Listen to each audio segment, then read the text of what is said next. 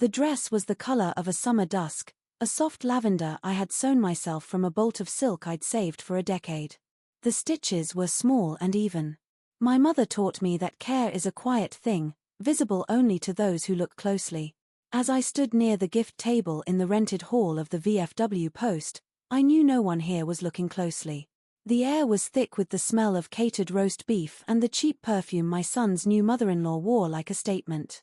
My ex-husband, Robert, held court near the makeshift bar, his laughter a familiar, booming sound that had always taken up too much space in a room. He was a man who enjoyed the sound of his own certainty. My son, Leo, was getting married. A beautiful, nervous girl named Jessica was now my daughter-in-law. And I was here, a quiet ghost in a homemade dress, trying to feel like a mother of the groom and failing. Robert spotted me during the toasts. He raised his plastic flute of champagne, his eyes skipping over me as if I were a piece of uninteresting furniture. He spoke of Leo's achievements, his ambition, his good taste in wives, each word a polished stone thrown for the crowd's approval. Then his gaze finally landed on me, and a smirk, sharp and cruel as a shard of glass, curled his lip. "And I'd like to thank my ex-wife, Eleanor," he said, his voice dripping with false sincerity, "for showing up. We weren't sure if that old sewing machine of hers could produce something suitable for a public event, but she gave it her best shot." The laughter was immediate, a ripple of polite, complicit cruelty. Some guests, old friends of his, laughed loudly. Others, strangers, offered small, uncomfortable titters. Jessica's parents smiled tightly, their faces a mask of strained politeness.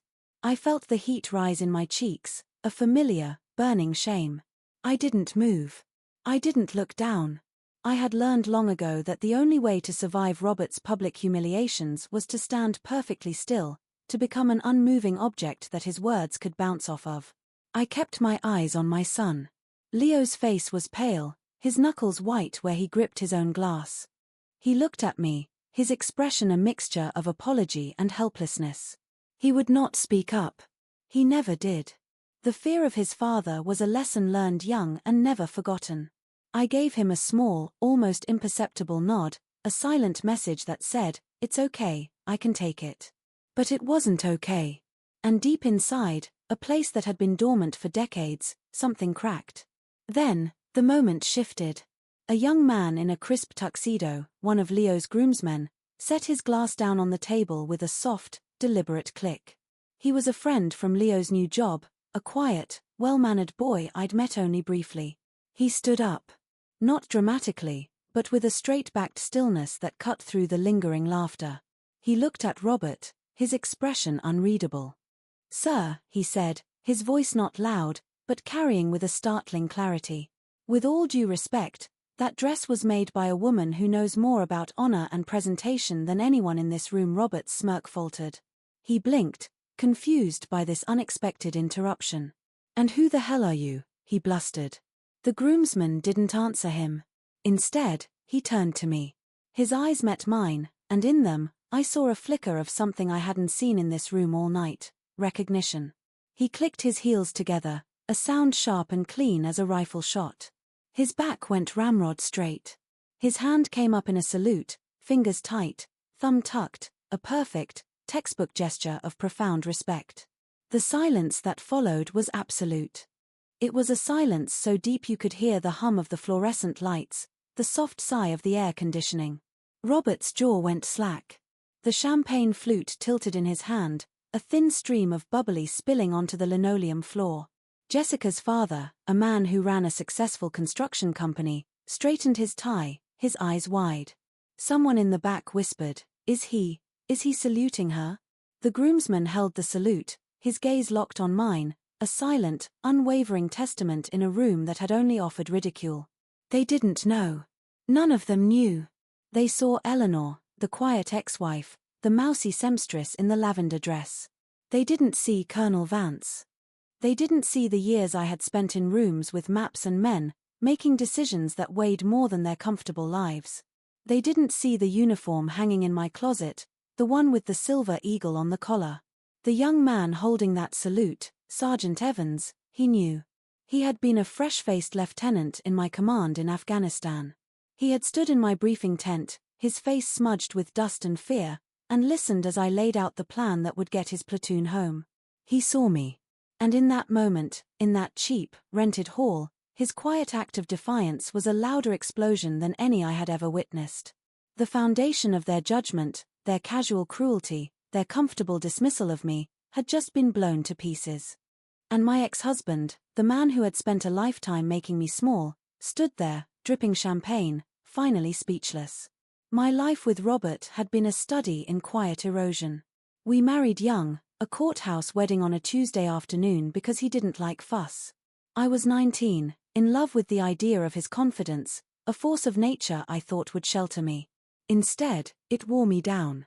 He was a salesman, first of insurance, then of industrial parts, a job that took him on the road and brought him home smelling of cheap motels and someone else's perfume. He was good at it. He could sell anything because he believed in the value of what he was selling, himself. At home, his salesmanship turned into criticism. My cooking was too bland. My clothes were out of style. My opinions were unsophisticated. He never shouted. That wasn't his way. His cruelty was a slow, steady drip, a constant, low-grade commentary on my inadequacy. "Ellie, for God's sake, don't wear that sweater. It makes you look like a librarian. Did you really pay that much for groceries? I could have gotten a better deal, just let me handle the conversation. You'll only get it wrong." I learned to be quiet. I learned to make myself small, to anticipate his moods, to smooth over his rough edges for the sake of a peaceful evening. I became an expert in the art of being wallpaper. When Leo was born, I poured all the love I wasn't allowed to express for myself into him. He was a sweet, sensitive boy who learned early to walk on eggshells around his father. I tried to build a fortress of love around him, but Robert's influence seeped through the cracks. He taught Leo that sensitivity was weakness, that quietness was failure. He pushed him into sports he hated, mocked him when he cried. I became a secret keeper, a mender of the small, invisible wounds Robert inflicted daily. The military was my secret. It started small. I was 28, Leo was in kindergarten, and I was losing myself. I saw an ad in the newspaper for the Army Reserve. 1 weekend a month, 2 weeks a year. It was a lifeline. I signed up without telling Robert. I told him I had joined a women's book club that met out of town. The lie was easy. He was so uninterested in my life that he never questioned it. That first drill weekend was terrifying and exhilarating.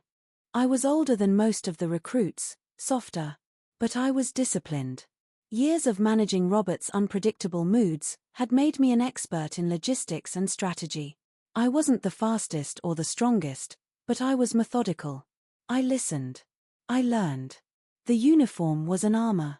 When I put it on, I wasn't Ellie, the disappointing wife. I was Specialist Vance. I had a rank, a purpose, a place where my competence was not just valued, but required. Over the years, I re-enlisted. I took correspondence courses.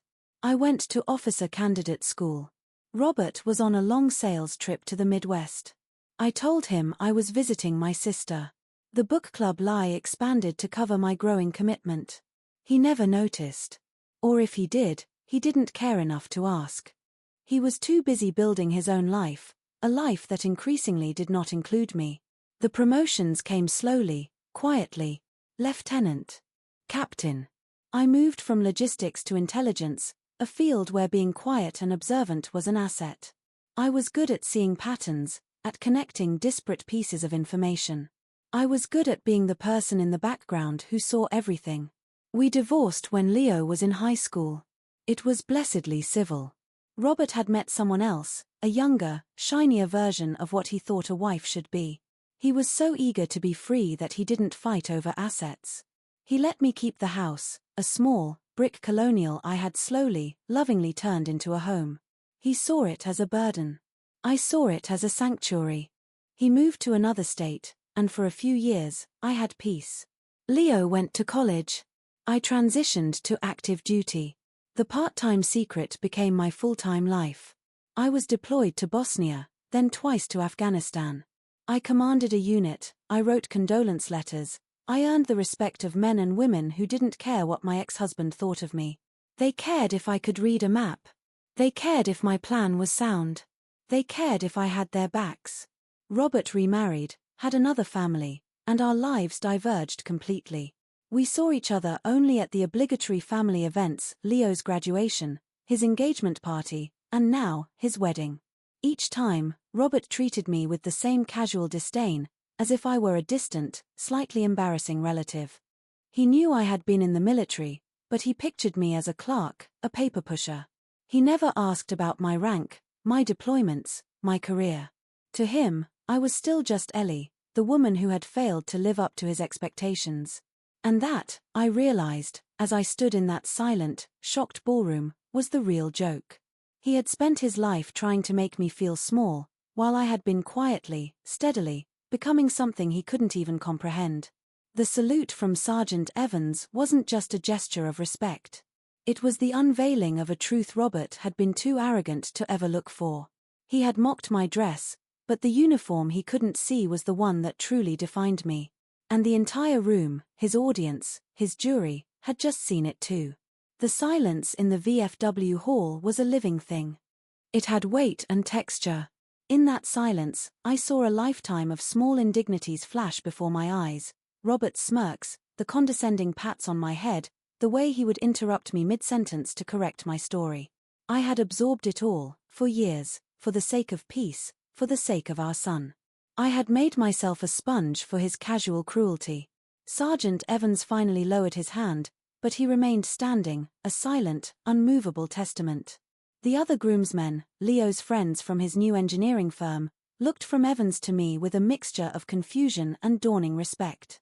They didn't know my story, but they knew the authority in that salute. Robert was the first to break. He let out a sputtering, incredulous laugh. "What is this? Some kind of joke? Evans, sit down. You're embarrassing yourself." But Evans didn't move. He kept his eyes on me. "No, sir," he said, his voice respectful but firm. "I'm not." It was Leo who finally found his voice. He stood up, his chair scraping against the floor. "Dad, stop," he said, his voice shaking slightly. "Just stop." He looked at me, his eyes wide with a question he had never thought to ask. "Mom, what is he talking about?" Before I could answer, a woman from the back of the room, a distant cousin I hadn't seen in 20 years, called out, "What rank, son?" Evans turned his head slightly. "Colonel," he said clearly. "Colonel Eleanor Vance." A gasp went through the room. The word colonel landed with a thud, reshaping the entire narrative. I was no longer just Robert's mousy ex-wife. I was someone else entirely. Robert's face went from red to a sickly, pale white. He looked at me, really looked at me, for the first time that night, and I could see the frantic calculations behind his eyes. He was replaying years of our interactions, years of his dismissiveness, through this new, impossible lens. Jessica, my new daughter-in-law, a sharp, intelligent woman who had been nothing but polite to me, stood up and walked to my side. She placed a hand on my arm. "Is this true?" she whispered, her eyes searching mine. I nodded. She squeezed my arm, a small, fierce gesture of solidarity. "My apologies for my father-in-law's behavior," she said, her voice ringing out in the quiet hall. "It seems we are all in the presence of a distinguished officer, and we should act accordingly." Her parents, the picture of Southern propriety, looked mortified. Her father stood and cleared his throat. "Indeed," he said, his voice stiff. "Robert, I believe you owe your ex-wife an apology." All eyes turned to Robert. He was trapped, cornered by a truth he had never bothered to learn. He opened his mouth, then closed it. The confident, booming salesman was gone, replaced by a flustered, embarrassed old man. He couldn't bring himself to say the words.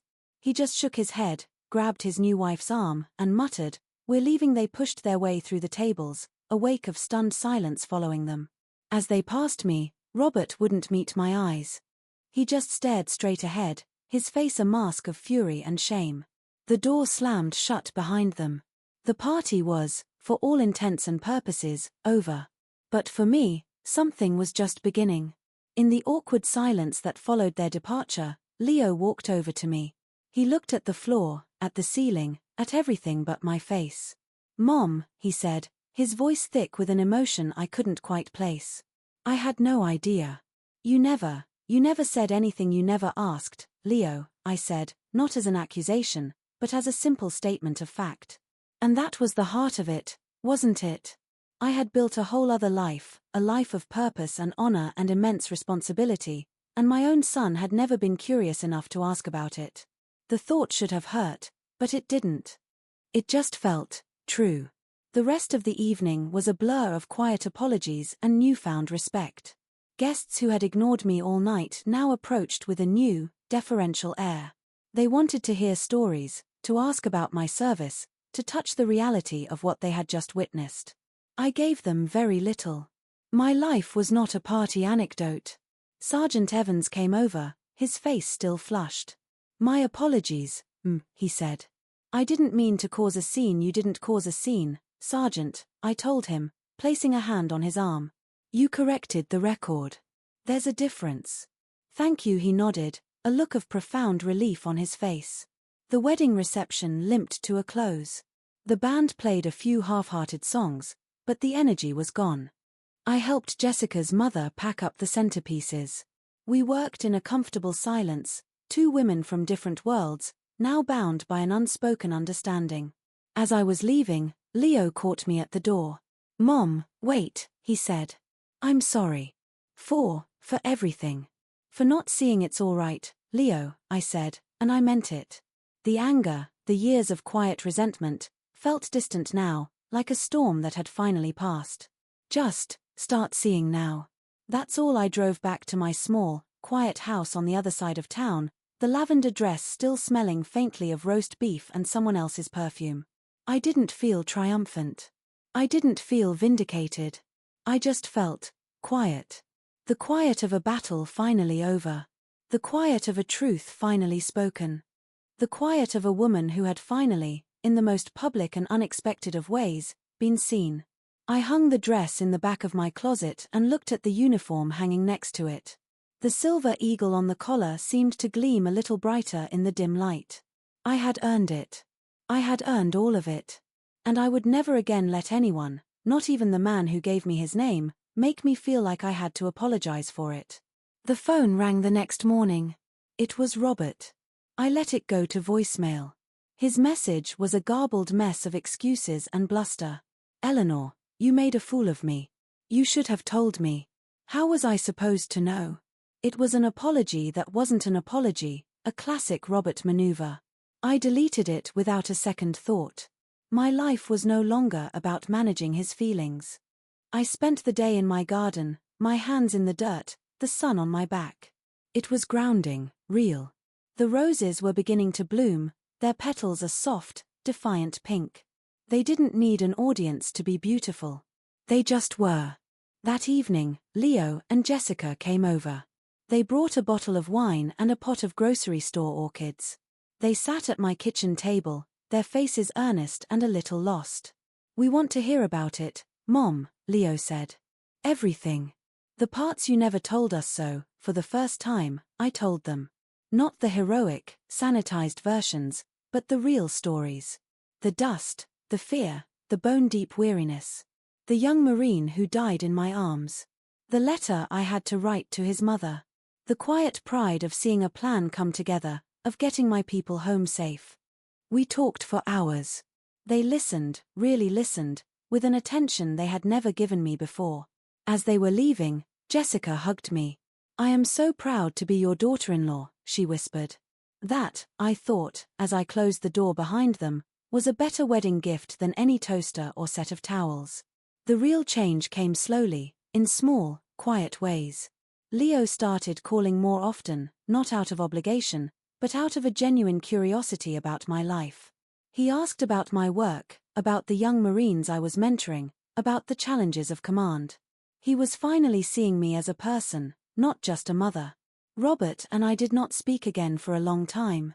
There was too much broken ground between us. But a few months later, on the anniversary of my mother's death, a small bouquet of her favorite flowers, daisies, arrived at my door. There was no card. But I knew who they were from. It wasn't a solution. It wasn't forgiveness. But it was a start.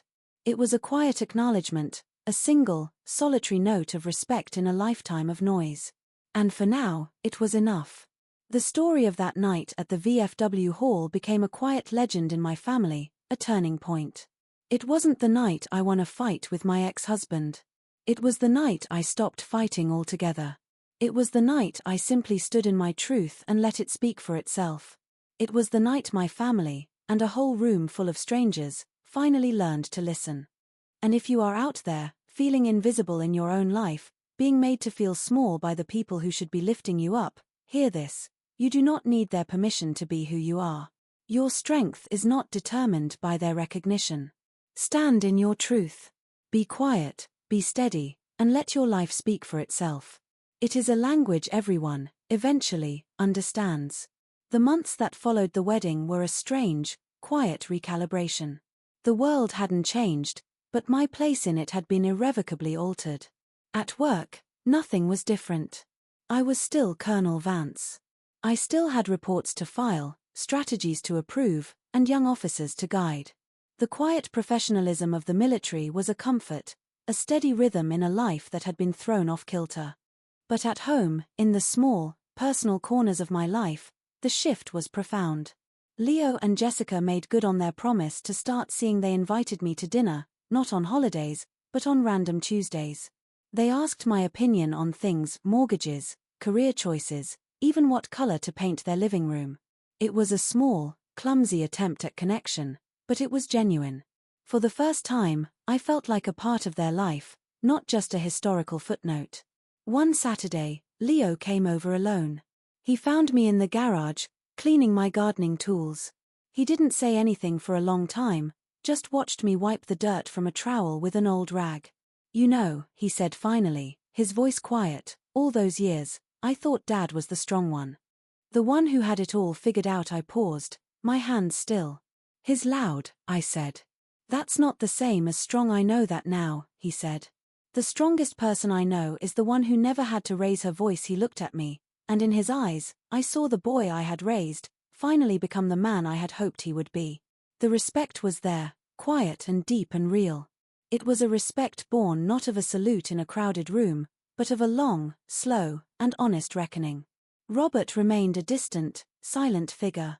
We had no reason to interact, and neither of us sought one out. But the town had a long memory. The story of the wedding, of the salute, had become local folklore. People who had known me my whole life now looked at me differently. The checkout girl at the grocery store called me the mailman, a veteran himself, gave me a nod that was more than just a greeting.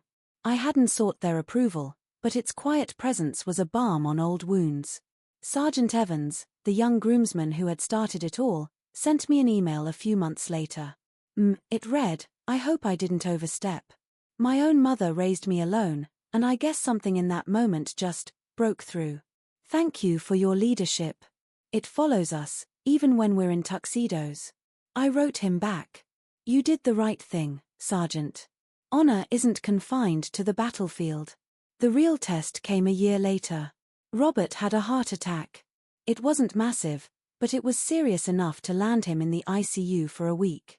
His new wife called Leo, hysterical. Leo called me. "Mom," he said, his voice strained. "You don't have to, but his asking for you." I didn't hesitate. I drove the 2 hours to the hospital, my mind a quiet, blank slate. I found him in a room that smelled of antiseptic and fear. He was smaller in the hospital bed, the bluster and arrogance stripped away by the beeping machines and the thin, cotton gown. His new wife was there, her face tear-streaked and puffy. She looked at me with a mixture of resentment and desperation. "He's been asking for you," she said, her voice barely a whisper. I walked to his bedside.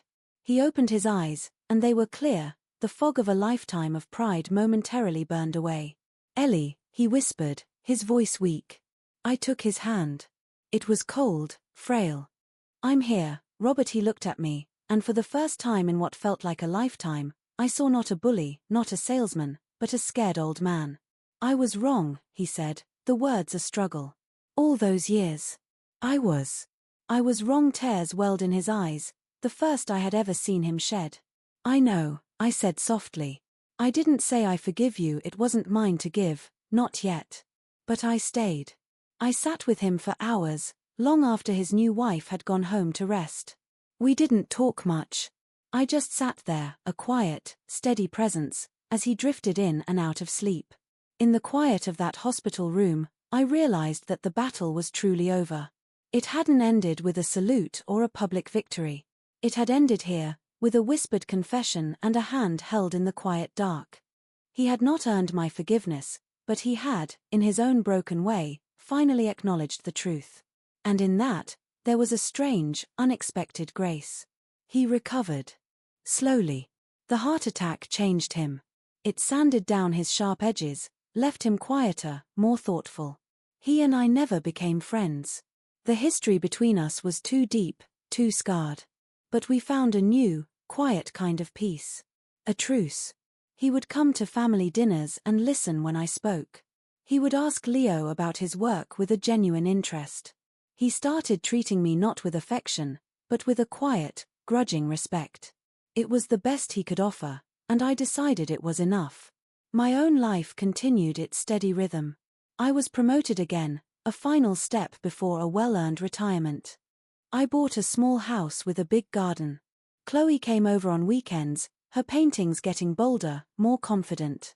Leo and Jessica had a daughter, a beautiful baby girl with my mother's eyes. They named her Eleanor.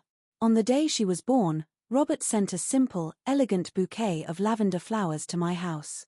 The card said only, "For Eleanor." From her grandfather. It was a quiet apology, a quiet acknowledgement, a quiet peace. And as I held my granddaughter, her small, perfect hand wrapped around my finger, I knew that the cycle had been broken.